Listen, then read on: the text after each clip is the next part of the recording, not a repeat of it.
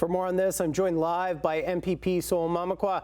Mr. Mamakwa, is there any way this bill could be changed to satisfy the Indigenous community's concerns that their rights are being respected? I believe, the next step is rescind Bill 5 and start over. And start respecting and honoring the process of duty to consult, but also respect and honor the inherent rights, the treaty rights of First Nations people in Ontario, not just Northern Ontario, but it's all of Ontario. And I think that's something that we need to make a better path forward. And right now, it's not being done in that way. We are spoken to. First Nations are being spoken to about this legislation after the fact, and that's not how you do the consult.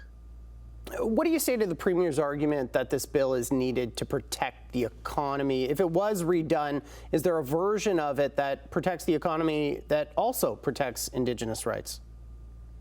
We have to understand that, First Nations are not against development. We just need to be at the table and work together on come up with a plan on how we're going to come together and fight this terror war. And right now, they're not being respected. You cannot trample on the rights of First Nations that they have, their inherent rights, their treaty rights, their land rights.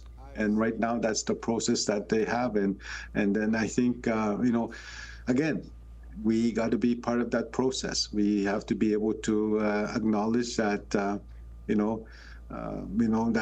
that they are committed to fulfill the duty to consult, not just words, but by action. And that's what needs to happen. There's been talk about the Idle No More movement being brought back to demonstrating against this. What do you think demonstrations would look like if that happens? When I first heard last week, a couple weeks ago from leaders, when they said those three words, it just sent chills down my back. And it's not words that are used lately by rights holders, grassroots, and even leaders.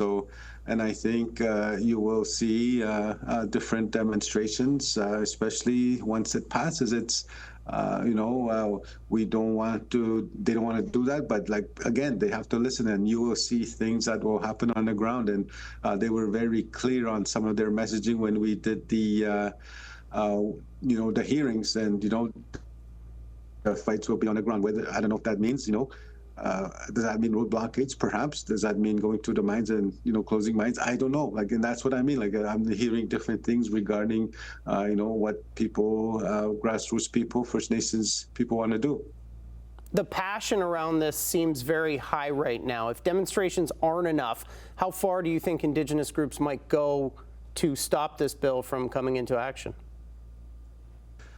I think, the way this government is moving forward with this bill, I see perhaps, I see Thursday, this come in 3 days, the passing and the final reading, third reading, and also the final votes of this bill on Thursday. And I think what I've talked to some ministers, and, they need to weigh the consequences, the pros and cons of going forward. And, because I think they're going to step back, and it's the industry that will hurt as well, right? It's not, you cannot just, again, trample on the rights of the people that live in these homelands and, and then expect no blowback, right? So I think it's important to acknowledge that. And again, we are here, but we just want to work together. But it's this government that doesn't want to work together with First Nations, and